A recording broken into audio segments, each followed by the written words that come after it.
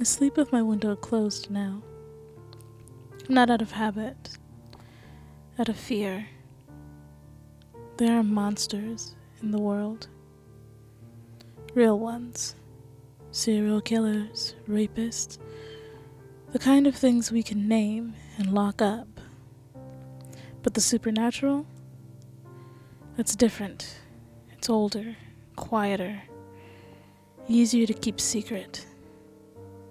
It hides in the cracks we pretend aren't there. Just outside the corner of your eye, or curled up inside a dream you'll never remember. Ghosts, demons, vampires. We treat them like stories, but I don't think they ever were. I've never really been a skeptic. I've never really been a skeptic. I was raised to keep an open mind about people, the world, and everything in between. Still, the supernatural was always just a bit of fun to me. I had a good job for a couple of years. Boring, no passion involved, but the money was nice. I had a beautiful fiancée too. Her name is Michelle. This journey of life is a funny thing. It has a strange way of not spoiling you. Like if too many good things happen, the universe needs to correct this and balance. Joy is a debt to be paid. Michelle had complained about her car making odd noises for a couple of weeks, and she kept insisting she get it fixed. Eventually, one night, my debt was paid in full. 3 years ago, she was driving home to me. We had just had an argument over the phone. Nothing serious. As she was driving at a high speed on the motorway, her car had a wheel bearing failure. The report said she tried to brake. She lost control, hit a tree, and she died. They said it happened so fast she didn't feel a thing. They said she likely didn't experience any fear. As if that was supposed to comfort me. The irony is that Michelle lost both her parents in a car crash around 7 years prior. She was in the back seat, but by some miracle, she made it out with just a broken collarbone. I wouldn't really call it lucky. This is the tragedy that had come back to claim her. The one that got away. Her family came from Ireland, and she had no relatives in the country. No grandparents, no aunts or uncles even came to the funeral. Just me, my family, and some of her close friends. She was loved. I hope she knew that.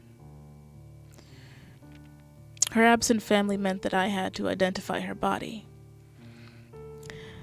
I'll never forget that day for as long as I live.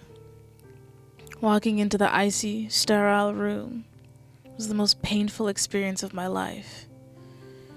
I've had tragedy before. My father passed when I was very young. Cancer. But nothing could compare to the biblical levels of agony I felt that day. Grief, real grief, isn't just a feeling. It's an affliction. The way it manifests is physical. You feel it in every pulsing throb.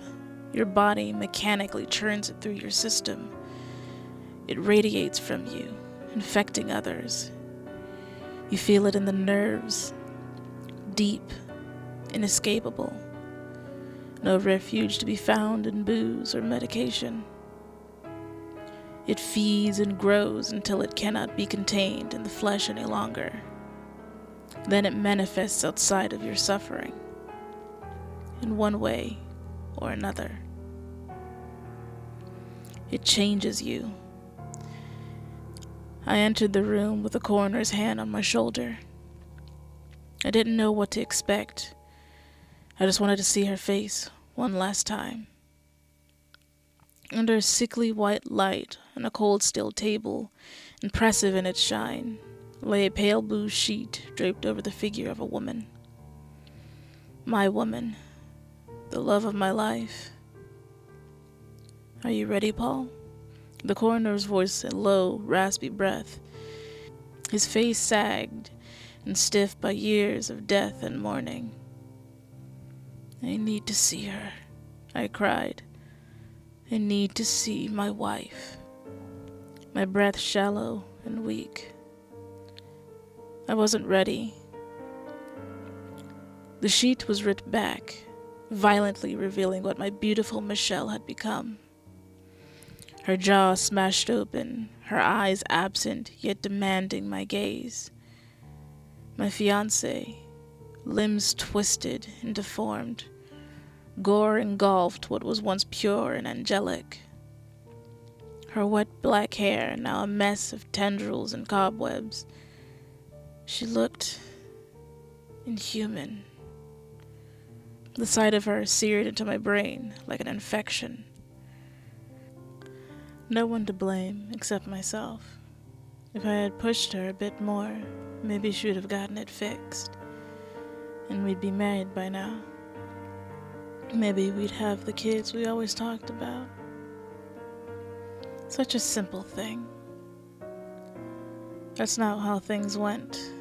I've since learned there's nothing much to gain from thinking about what could have been, regardless of the pathetic piece of comfort that fantasy brings to me. She's gone, and I have to accept that. After Michelle died, I completely unraveled. My job didn't last long after she passed. We were together for 9 years, and for those 9 years, we were joined at the hip. Soulmates in the truest sense of the word. My twin flame. I don't have anyone in my life anymore. I've become a shut-in. Even just the sight of other people sends nauseating waves through my body, a sickening pulse compelling me to retreat from human interaction. I neglected those relationships, and they had every right to abandon me. I don't blame them. They tried to pull me out of this pit I've dug for myself. But they have lives to live, and I have nothing to offer anyone anymore. And just bide my time until I can see her again. I live with my mother now. She's been amazing. I don't see her much, though. As a retired woman, she travels a lot with my stepdad. I think they're in Italy now. I sleep in a tiny box room on the 2nd floor. Just enough space for a single bed pushed up against the radiator and a small locker for some clothes. Just above the bed, the window. Outside my window is the front garden. 20 feet from the house is the road. Across from that is a row of houses identical to mine. The road below is warm, soaked in a haze of orange streetlights, illuminating the way for the occasional stray. Just over a month ago, I was lying on my bed, room nice and cool, bathing in the depressive light from my phone. Something loud passed by my window. It was the sound of a car, except something was wrong. It sounded like it was dying, a deep, mechanical groan. I looked out my window. Nothing. I shrugged and passed it off as a neighbor driving by. Then I heard it again, and again, and again. Every so often, an hour, 20 minutes, I kept hearing it, night after night. I tried to catch a peek, but when I looked, it was just the plain. I tried to catch a peek, but when I looked, it was just my plain, old, empty street. No car. Hearing this sound sent me spiraling into a brutal frustration. A visceral attack of emotions I couldn't control. Like I was trapped in some machine, completely at the mercy of whatever mental torture was destined for me, self-inflicted or otherwise. I couldn't stop seeing her face, not how she looked in life, but in death. The morgue, crushed, twisted, a mask of pain where beauty used to live, a face that screamed with no sound. That's not how I wanted to remember her. The walls in my room are covered with her pictures. Her eyes follow me. She watches me sleep. Following the strange sounds of a damaged car that didn't seem to exist, I kept having these dreams. Horrible, vivid dreams. The kind that trick your brain into believing they're real. I'd be shopping, then look down and see the store tiles fall away from me as I sway from rope tied tightly around my neck. Dreams of falling, burning, drowning, dying. The worst ones were of her. In dreams I'd see her, standing on the edge of total darkness, close enough to know that it's her, but shrouded in enough deep shadow that I couldn't make out any of the horrific details. She'd extend her arms and reach for me, but I, as always, had to look away. I prayed and prayed I could fall asleep and just dream of her before. Instead, my nightly routine was to be tortured by visions of her death. Visions of what remained after the accident.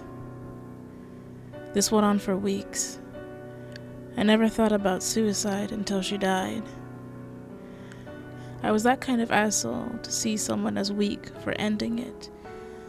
And now, I find myself considering it on a weekly basis. After weeks of miserable sleep, I sat at the dinner table for hours just thinking about her, about our life together, about what could be different. God, I miss her. I decided that I can't keep living like this. I had to actively try to get better. I love her. I always will. Maybe it'll never get easier, and maybe I'm not supposed to move on, but there was happiness I thought I could find. Moments of joy in between the decades of despair that'll wait for me. I was wrong. After I got into bed, window open, I heard someone walk past my house. It was around 2 a.m., Saturday. Drunk people coming home. I hear voices, people talking, laughing, footsteps. I've heard these sounds 1,000 times. This time, the steps didn't sound normal. They came in a strange rhythm.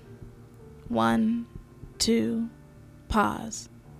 1, 2, like a child hopping down the street in dark.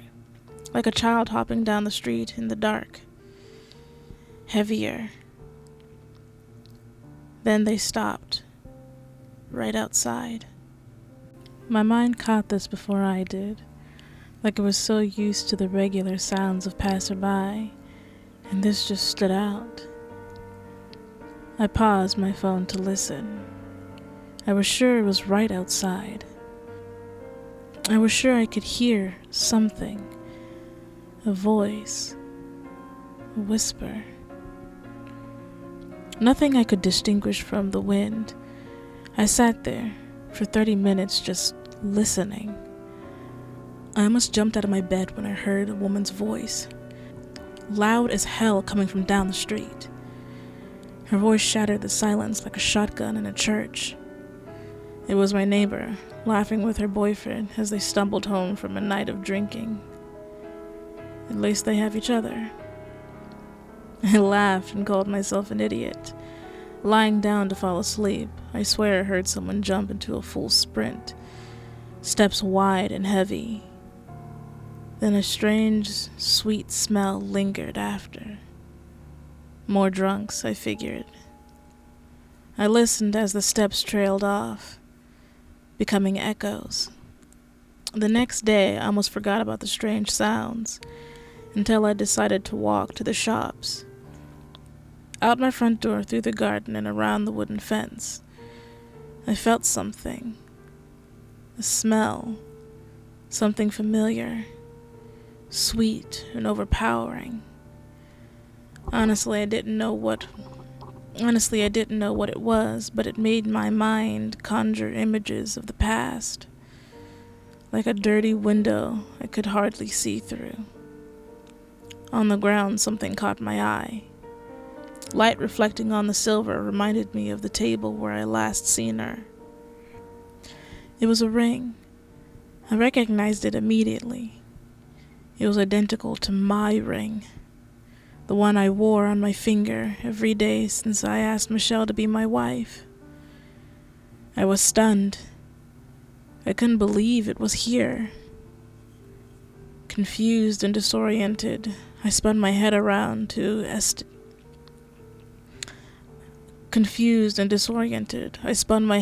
estate like I was being watched by ghosts. My neighbor working across the garden waved to me. I didn't react. Just turned around, walked back inside, and closed the door.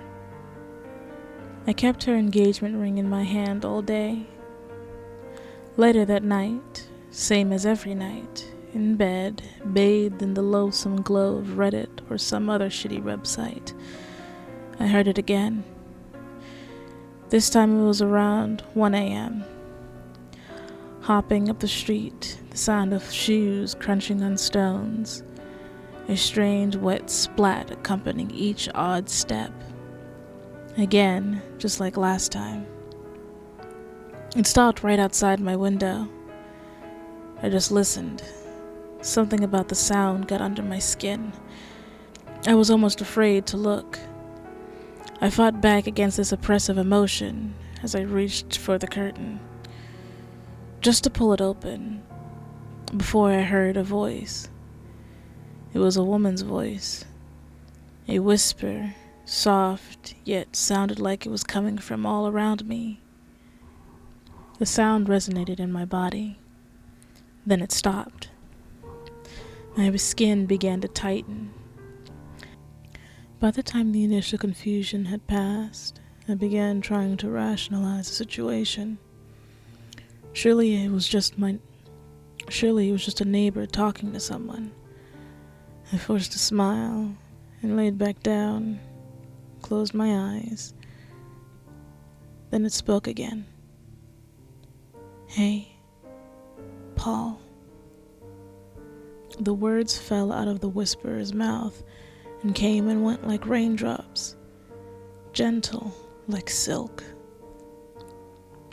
My face and body tensed to the sound of my own name. The words were soft.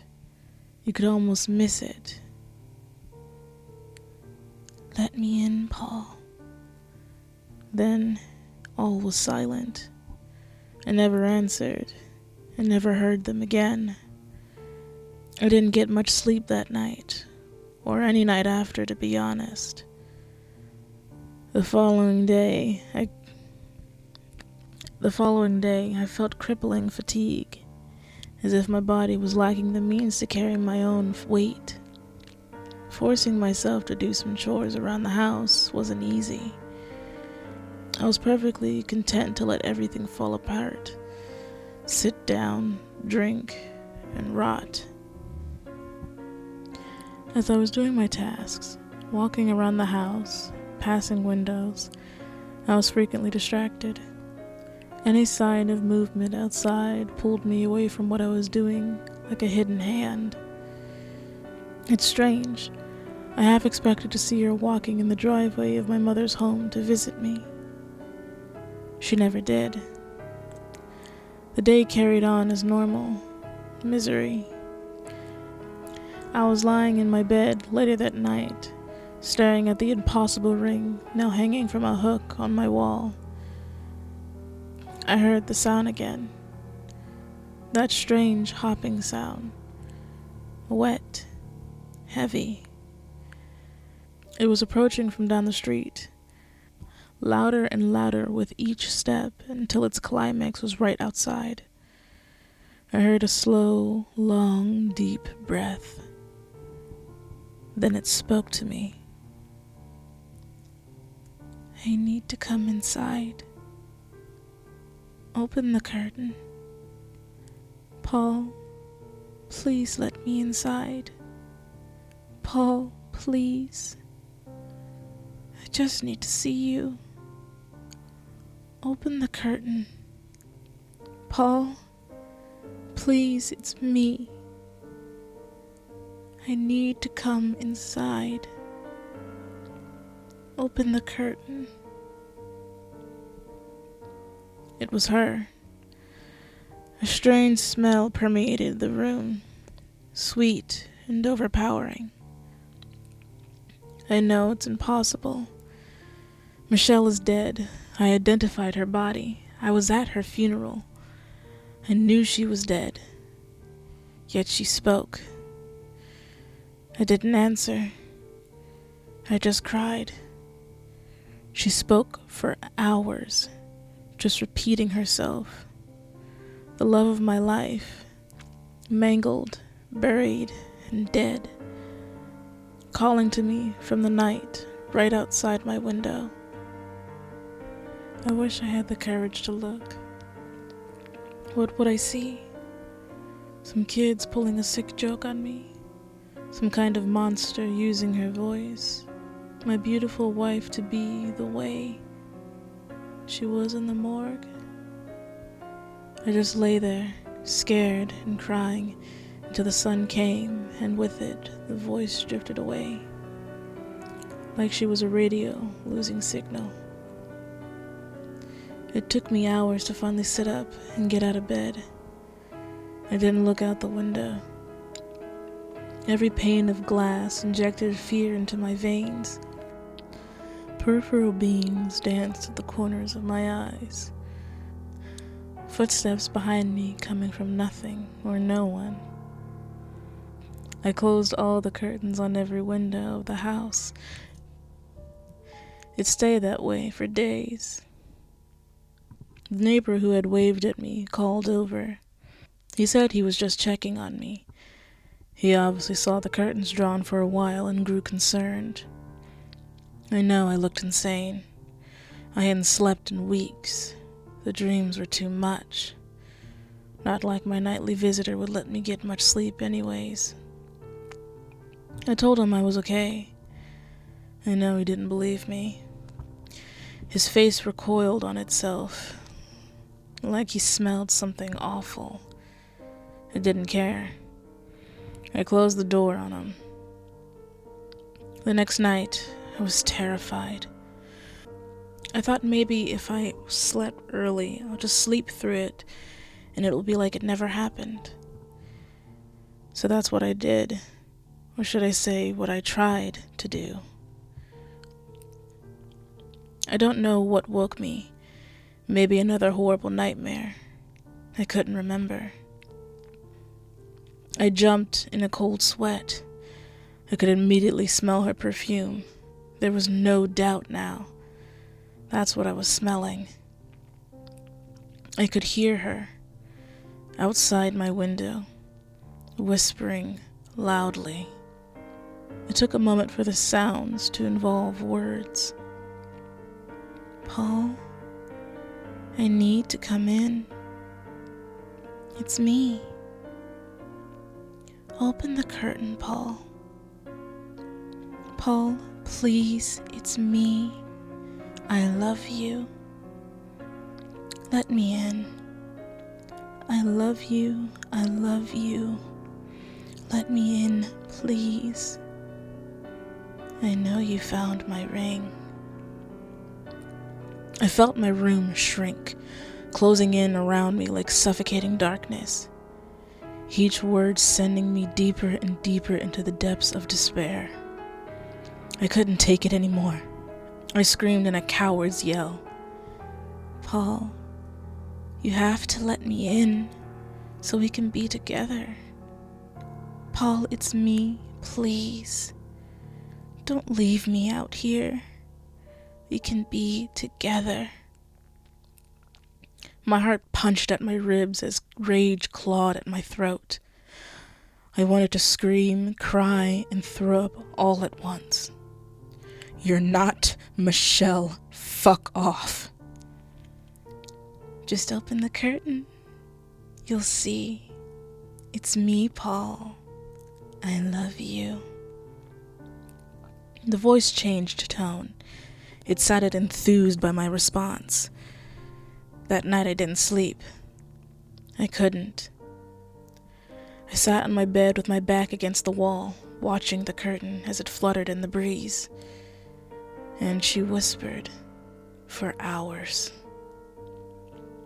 It wasn't begging anymore.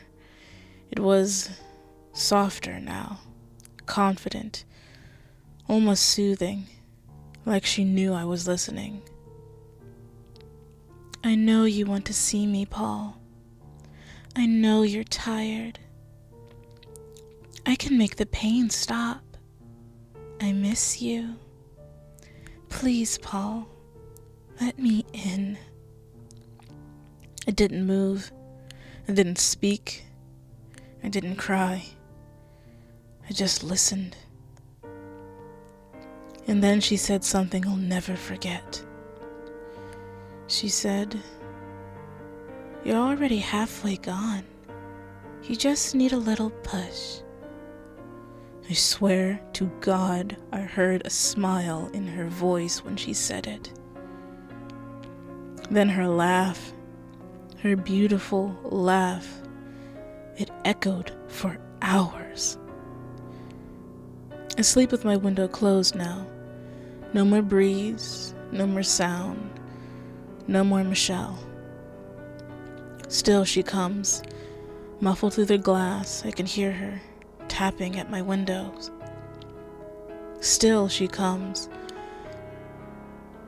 muffled through the glass. I can hear her tapping at my windows.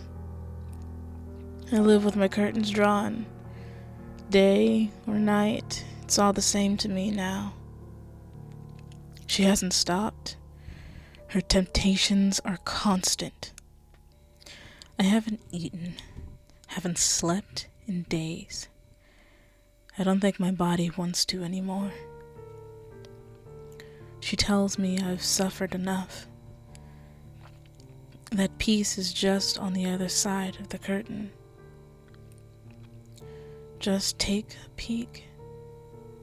She says that I was never meant to stay here without her. I still hear her, whispering my name, whispering things. Sometimes she says stuff I don't understand. Like she's speaking in a way that doesn't fit inside a mouth. But then she comes back to Michelle, back to I love you, back to let me in.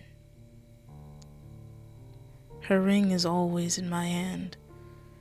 The tapping on my window persists. Every window. Steady, delicate. Too slow to be impatient. I don't remember standing up. I don't remember walking to the curtain. But I'm there now. Her perfume wraps around my neck like a noose. The same scent she wore the first night she said, forever. I reach for the curtain. My hand is trembling like it's trying to pull itself back. She's whispering, "Paul, please, you miss me. I'm cold. You were never supposed to see what was left of me." I freeze. The room groans, and it's like a sinking ship. My name keeps spilling from her mouth like it's stuck in her teeth. Paul, Paul, Paul, Paul. I pull the curtain open. I'm not afraid. She's there. standing on the edge of total darkness, beneath the glow of the orange streetlight. It's flickering behind her. Her eyes are full, though. She hasn't blinked once. Her hair is falling across her face like it used to, and she's wearing the black hoodie she stole from me the day we moved in together. She looks alive, warm, real, not broken, not dead, not buried. She raises her hands to reach for me. This time I don't look away. Her fingers are too long. She smiles at me. Her eyes grow wider as she says, "There you are." Her mouth doesn't move. I unlock the window. I let her in. A hand gently rests on my shoulder. She's home.